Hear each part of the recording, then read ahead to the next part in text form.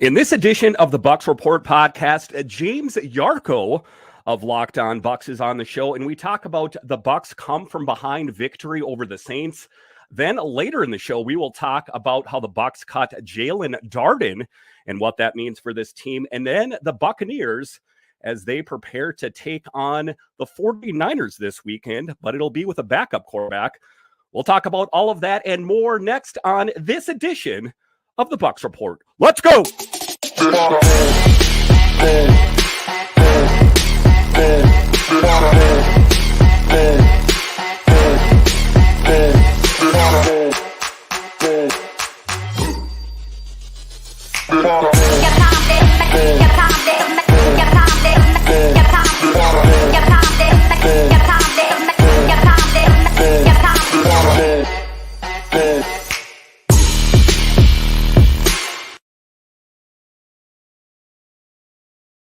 Well, hello and welcome into this edition of the Bucs Report. I'm so glad you decided to join me today.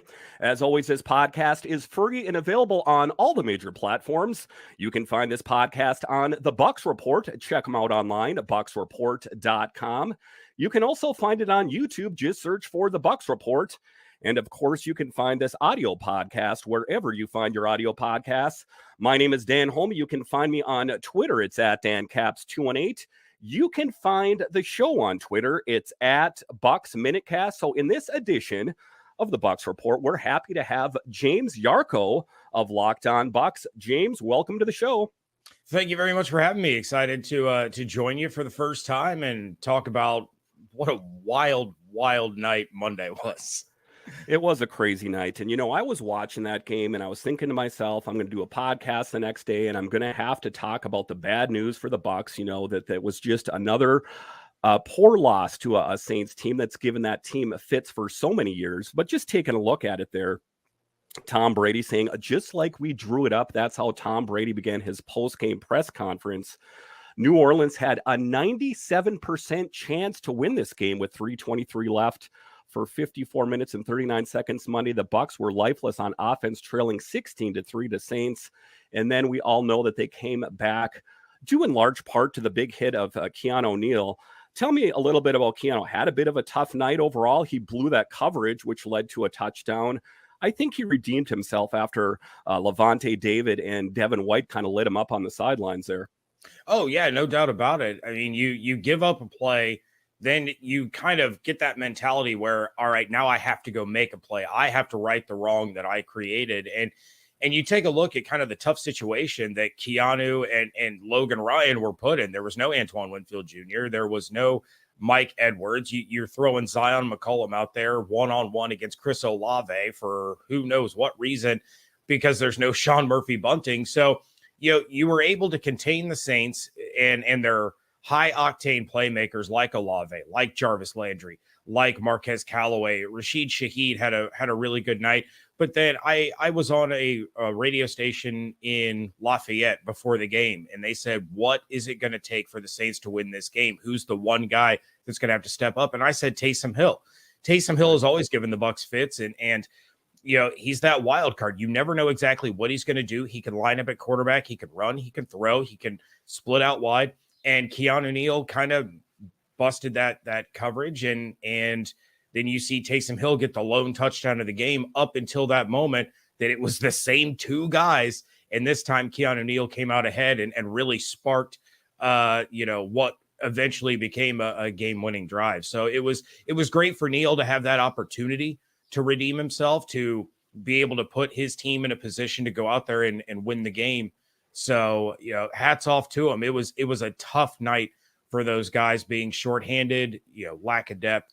But I really thought that the Keanu Neal stepped up and played well down the stretch. And, for me, this is a big morale booster for this team. I think this team, as of late, has been a bit downtrodden, lost a couple games that they should have won for sure, most notably against the Browns and the Panthers. I guess you could put the Steelers in there as well.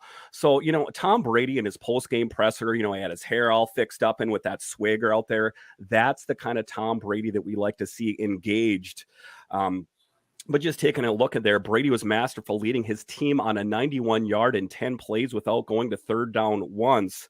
So kind of an about face for this Bucs team, considering, that they were playing kind of lackluster the entire game. And then for whatever reason, I don't know if they had a come to Jesus moment on the sideline or what it was, but they were really engaged. And it was also an historic night for Tom Brady. Tom Brady's next touchdown pass will be his 100th in the regular season as a Buccaneer. That's in less than 3 seasons. Only Jameis Winston, if you can believe that, has 121. So just kind of a great season for Tom Brady overall. I know he's gotten a lot of grief. He's been through a lot as well, though. You consider the divorce and the Bitcoin thing or whatever. So talk to me a little bit about Tom Brady. I think that for me, it seems like he's engaged now. This is the Tom Brady that we like to see. In the beginning of the season, he had his hoodie on and he was just kind of disheveled and he didn't want to really talk to the press. This seems like the Bucs are in a good position going into San Francisco. Yeah, he's starting to look a little bit more like Tampa Tom, right? And that was kind of the persona. Tom Brady had become a Florida man, and he was engaging and he was funny and he was posting stuff on social media and he's just kind of goofy. And that was a personality that we really hadn't seen out of Tom Brady in all of his time with the New England Patriots for whatever reason. My guess is probably Belichick is, no, we're not doing that kind of stuff. This is how we run things here. It's the Patriot way. But you take a look at Tom Brady this season, and you're 100% right. We hadn't seen that kind of goofy, fun, engaging personality that we had come to know and love over the last couple of years. You're starting to see, we saw flickers of it, after the Rams game. We saw flickers of it after the Seahawks game, and then through the bye week and then the loss to the Browns, it kind of went away again. So I think the more he kind of goes back to that kind of personality and starts to be himself again, the better it is for the Buccaneers, the better it is for Tom Brady, personally. And yeah, he has gone through a lot. And you take a look at how disappointing this season has been, going all the way back to the retirement and then the unretirement and then the personal days or hiatus during training camp. It just doesn't seem like he's been all in. So you see people talk about, oh, Tom Brady's washed because the Bucs have a losing record or they're only at 500 or whatever it is. Brady's still got it. There's no doubt about it. The guy can still sling the ball, but it just seems like that chemistry with guys like Mike Evans and Julio and Cameron Brate, it just hasn't been there. It's still kind of been missing something. So you hope that something like this sparks the return of their ability to work together the way we become accustomed to. And against San Francisco, that's going to be a tall task given how tough that defense is, but it's a promising sign moving forward that Tom is being Tom again. Yeah, and that's what we want to see there. And I guess it kind of is a mystery to me why Mike Evans hasn't been more in the mix. He did make at least a couple big catches in that game, but he has been kind of absent. He seems to like to go to his favorites, most notably Godwin, trailing 16-3 with 5:34 remaining in the game. The Buccaneers just had a 0.7 chance of winning. If you look at that, Tom Brady completed 14 of his final 19 passes after starting the game 22 for 35. I don't really know what happened, but I'm not going to overthink it too much. I'm just happy that they found a way to win. It was one of those late night games, and I'm thinking to myself, I stayed up for this, and against the Saints, no less. So I'm really glad they were able to pick up on the win there. All right, so after the break here, we are going to talk about Jaelon Darden. What does that mean for this Bucs team? And then we'll talk a little bit more about the Bucs as they prepare to take on the 49ers. We'll talk about that next. All right, welcome back into this edition of the Bucs Report. I'm so glad you decided to join me today. In this episode, we are joined by James Yarcho of Locked On Bucs, a go-to podcast, I got to say, for Bucs news 5 days a week. Bucs make some moves yesterday, waiving receiver Jaelon Darden, who has been the team's primary return specialist all season. The Bucs will have a new punter on Sunday in San Francisco. Jaelon Darden, waived, had handled all but one of the team's punt returns. He was ranking 7th in the NFL in punt return average, but had barely played on offense with 2 catches. And it's the perception that he will get picked up by another team. Jaelon Darden, I know he ranks well, but he never really seems to do a whole lot. I mean, when is the last time you've seen him catch the ball and make a really huge gain? What are your thoughts about Jaelon Darden? It seems ostensibly that the role will go to Scotty Miller now. What are your thoughts on that? It was surprising, and I've dealt with a lot of Bucs fans on Twitter and on various social medias or through our podcast in the YouTube comment section saying, why did they even bother keeping Jaelon Darden? He's trash. He's not good. And it's like, well, I understand the perception is that Jaelon Darden isn't good, but as you just pointed out, he's towards the top of the league in punt return average. So this isn't a singular problem with just Jaelon Darden, that he's not getting these big, massive chunk returns, or that he's fair catching a lot or letting the ball bounce. This is a league-wide thing. Punters are getting better and better and better. The hang time is getting higher and higher and higher, and it's allowing the gunners to get down there and stop those kinds of huge chunk returns. So yeah, those returns are exciting, and they can turn the tide of a game. But these athletes are just so incredible now that it's becoming more and more rare to see that in the NFL. So you take a look at what Jaelon Darden brought to the team. Yeah, he was fine in the punt return game, but he didn't bring anything offensively. I was speaking to Evan Klosky of 10 Tampa Bay yesterday, and he pointed out, look, this could be really about consolidation, right? Jaelon Darden was your punt returner, didn't bring anything to the offense. So now you have Scotty Miller that can return punts. You have Rachaad White that can return kicks. You have Giovanni Bernard who can return both, has experience with both.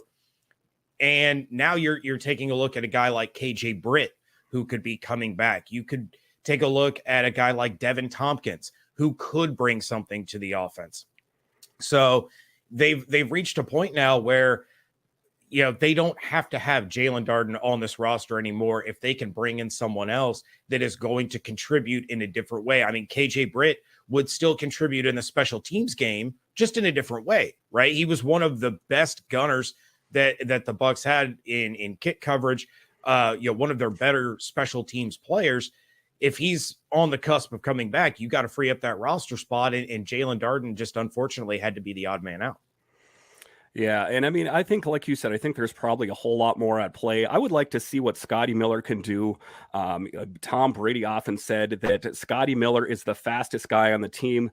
That was the exception, I think, that for that brief time that they had Sorrell Grayson, who was a track star. But in any event, I would kind of want to see what they have in Scotty Miller at that position. I'm a Scotty Miller fan. I know a lot of people, they're talking about that they should cut him, but I love his work ethic. I think he plays hard, and it'll be interesting to see if he can find a role as a punt returner. I guess it remains to be seen.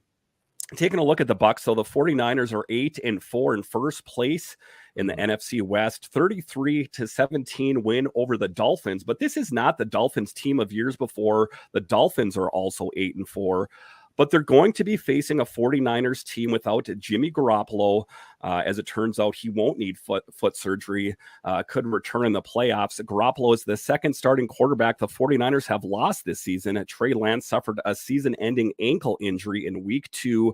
So now they give the football to Purdy, who was 2022's Mr. Irrelevant, I heard online there, the final pick of the NFL draft. He did play rather well in the last game there. Talk to me a little bit about Purdy. I think obviously the Bucs are in a good position to play against a backup quarterback. I guess that remains to be seen. You don't want to go into this game as a sleeper game or a trap game where you think you're going to go in there and beat them because you're playing against a backup quarterback. What are your thoughts about the Bucs as they prepare to take on the 49ers? Yeah, I don't think they're going to fall in that trap at all, because even with Purdy under center, the San Francisco 49ers defense is an absolute nightmare. And you're talking about a Buccaneers offensive line that has, 3 guys out as far as their starters are concerned. You have Donovan Smith, who is struggling down the stretch. He has quite a few holding penalties this season, and a lot of those are because he's kind of being left out on an island. These penalties are coming. They've all come after week 6. They're coming in the second half. More notably, they're coming in the fourth quarter. And when he's going up against guys like Micah Parsons and Myles Garrett, and now he's probably going to be going up against Nick Bosa quite a bit, it can be a problem. So there's no question in my mind the Bucs are not going to overlook the 49ers, even with Brock Purdy as the quarterback. But you take a look, they have experience with Christian McCaffrey.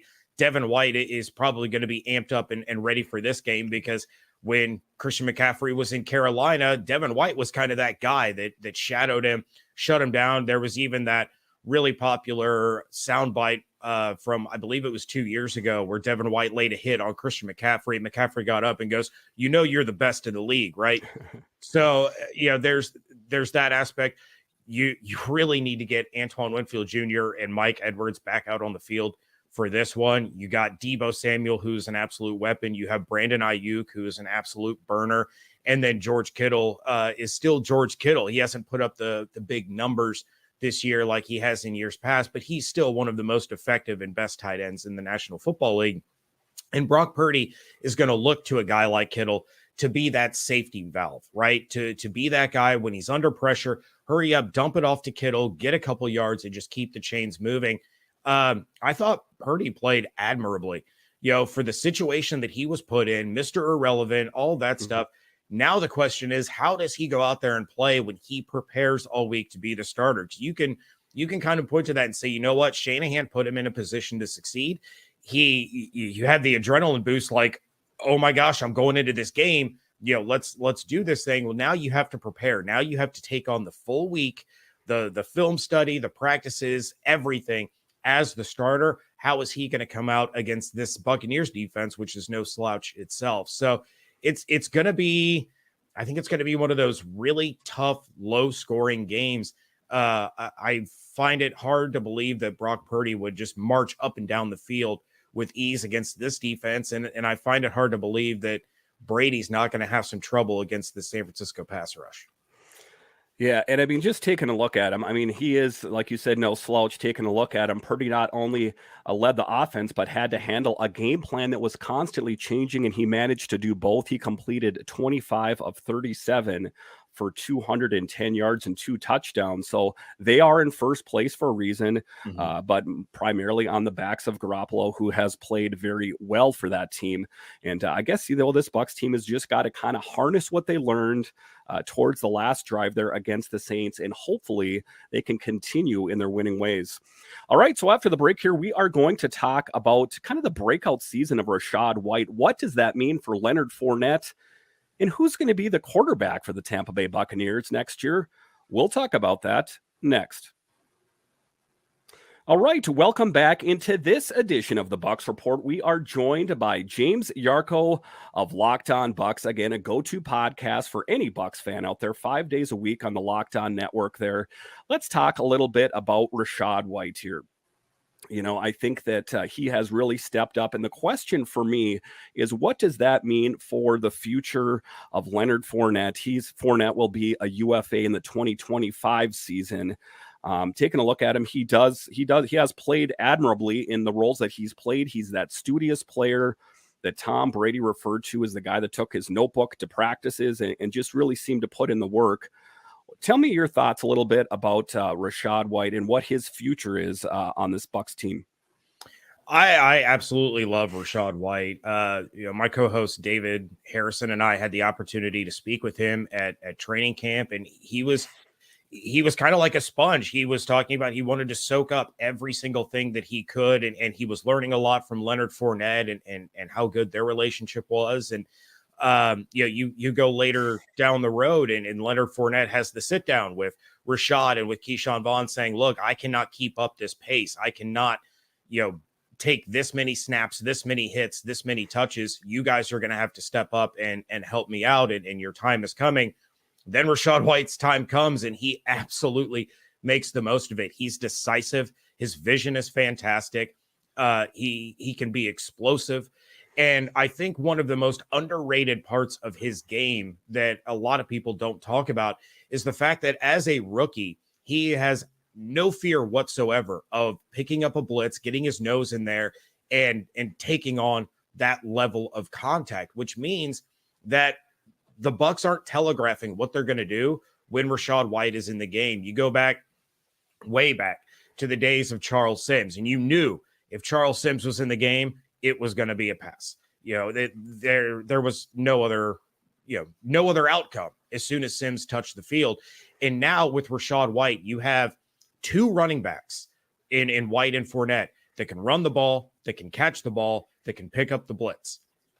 So there's all different kinds of fun schematic things that they can do. And I've been pounding the table to line up both of them in the backfield, because now you're throwing a wrinkle in where the defenses don't know who's staying into block, who's splitting out wide. Either one of them could take a carry on a draw, and it would just add another level to the offense. I mean, they could both go out on routes and who's going to end up being left wide open, because a linebacker is going to follow Fournette, leave Rachaad open, or follow Rachaad, leave Leonard open. I think this is gearing towards a legitimately, even split between the two. The Bucs will ride the hot hand, throughout a game, but you're looking at two guys now that, either one of them can get the hot hand, and the chemistry between the two, the chemistry of both of them with Tom Brady are fantastic. And as David put it on our show, Rachaad White is the most James White running back that Brady has had in Tampa, which is why, he probably likes him so much. So I don't foresee this as being a situation where the Bucs use Rachaad White as an excuse to use that out that's built into Leonard Fournette's contract. I think the two of them have enough similarities and enough differences to be the perfect 1-2 punch for this team. Yeah, and I mean, it was interesting that earlier that Leonard Fournette actually had to be consoled by Rachaad White, because he was saying that he didn't think he was getting the ball enough. But not only does White have the abilities that make him a more effective runner than Fournette, he also excels as a pass catcher out of the backfield and has improved his pass protection skills as the season has moved along. White rushed 9 times for 28 yards and secured 6 of 8 targets for 41 yards and a touchdown in the Bucs 17-16 win over the Saints. So I like what they have in him. I know that, you go down the depth chart, you have Keyshawn Vaughn and Giovanni Bernard. I guess someone's going to be the loser in that situation, but it's always good to have that depth on this team. You have seen Keyshawn Vaughn. He stepped up last season, played pretty good, and played pretty decent in very limited play time this season. And then Giovanni Bernard is prone to being bit by the injury bug. I'd like to see what they have in Giovanni Bernard on kind of a wider scale. I was talking with Greg Auman about this, and he was saying, he doesn't really bring much to the table, or, I don't think he's going to bring a whole lot. So I still would like to see what they have in a little bit of a larger sample size than what we've seen. So let's just talk about Tom Brady here. This is ostensibly his last season in the NFL. This is his last season as a Buck, or so they say. What are your thoughts on Tom Brady? Does this change anything now that he doesn't have these internal pressures, i.e. Giselle telling him to retire? Do you think he plays another season? Does he try for one last hurrah in New England? Does he play for his home team in San Francisco? What are your thoughts on Tom Brady going forward? I am leaning towards Tom Brady will return. And not only will he return for one more year, he will return as a Buck. It doesn't make any sense to me when you talk about, will he have one more year in New England? I've seen that be a big thing before. Well, why? If you bring in Tom Brady, you're effectively ending Mac Jones' career in New England before it really even gets started. This is a guy that as a rookie led the Patriots to the playoffs, and you're going to, throw him by the wayside for 1 year of Tom Brady, not to mention the issues between Brady and Belichick, or Belichick and Brady's team, i.e. Alex Guerrero. It just doesn't make any sense from that aspect. As far as San Francisco is concerned, it's kind of the same thing, right? You have Trey Lance, who you named the starter. You have Jimmy Garoppolo as the backup, and Garoppolo's the guy that has gotten this team on track for a playoff spot. So you're going to throw both of them off to the side for 1 year of Tom Brady. Again, it doesn't make any sense. So if Brady returns, which it kind of feels like he might based on some things that were said within the Buccaneers organization. And then Joe Buck coming out and saying that there are people at Fox that don't think Tom Brady is calling a game for them next year.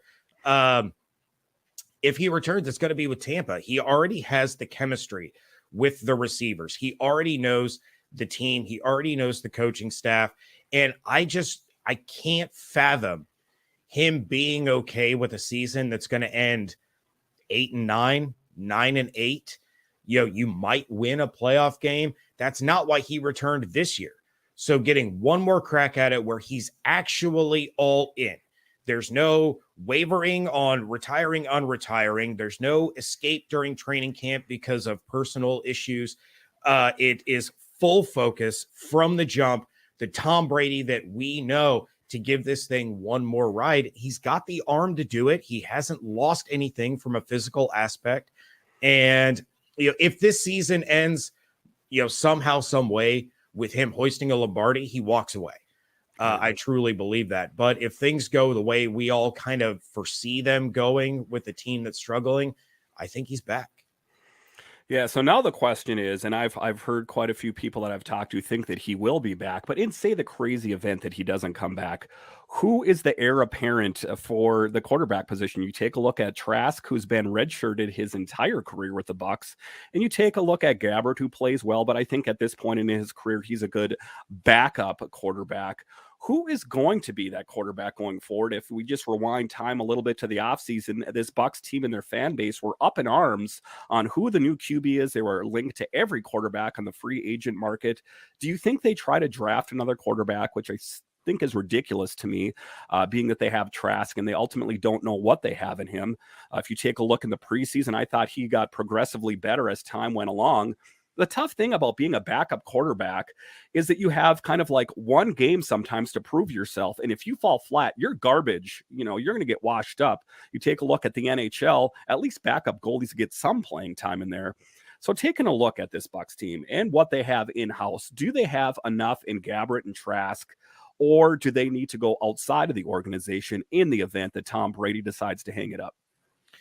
I think given the cap constraints that the Buccaneers face right now, you're almost looking at a situation where you're going to punt the season for a couple of years. And I say that almost tongue in cheek because the rest of the division is terrible. So there's an outside chance that with a Gabbert or with a Trask, you're still competing to win the division and sneak your way into the playoffs. But you take a look, you're well over the salary cap as it stands now. You have Devin White that is going to have to get paid. You have Levante David, who's about to be a free agent again here. You have Antoine Winfield Jr., who needs to get paid. Jamel Dean has to get paid. You have all of these key players coming up that are going to get money, and you're not going to be able to keep all of them. So the best course of action is you either roll with Trask on his rookie contract, and in a very deep quarterback draft class, you might draft a second one to get him on that rookie deal, and try to keep some of these pieces as the salary cap continues to increase. Then all of a sudden you're in a position where you're going to be able to go out and get a quarterback. If Trask or Gabbert or a potential draft pick don't work out, you've now kind of gotten out from under kicking that can down the road, and you can go out and you can make a splash at the quarterback position. Who that would be at that point, I don't know. If they go outside of the organization and they say, look, we still have all of these pieces, we can still contend right now, I would say the most likely scenario or the most likely option would be Jimmy Garoppolo, but I don't know if he fits. I mean, granted, he doesn't fit what the offense used to be with the no risk it, no biscuit, high power aerial attack, but that's not what this team has been this year. So Jimmy Garoppolo could run the offense as we've seen it in 2022 pretty effectively. But I would say that if Brady doesn't come back, you kind of have to just stay in house and, allow your salary cap to catch up to you while signing other key members of this football team. Yeah, and I think, there's a lot up in the air here. I mean, I think that it's kind of hard to put your eggs in one basket, to say that Tom Brady's going to come back. I think you kind of have to plan for everything going forward, which I know is a bit difficult. James, I want to thank you so much for joining us on this edition of the Bucs Report. I guess you could say this is an odd crossover episode as I'm the host of Locked On Capitals. But in any event, I want to thank you so much for joining me today. You and David Harrison do a really great job there on Locked On Bucs, a really go-to podcast for me. 5 days a week. You guys do a great show over there. Why don't you tell everyone else where we can find your work? Looking at your Twitter page there, I see that you are not just doing Bucs. I want to say you do Bengals, and I think you do hockey and everything. Why don't you tell everyone where we can find the rest of your work? Yeah, outside of the Locked On Bucs podcast, I'm the deputy editor of SB Nation's BucsNation.com, and I'm also a contributor for Sports Illustrated's AllBengals.com. There with another one of our Locked On hosts, James Rapine of Locked On Bengals. He runs that page, and I do some work for him, try to keep it a little bit local as well as my time covering the Tampa Bay Buccaneers. And I bounced in and out of hockey coverage. I'm not doing any right now, just focusing on the Bucs and the Bengals as it stands right now. All right, James, once again, thank you for joining us on this edition of the Bucs Report, and I'll talk to you again next time. Thank you very much.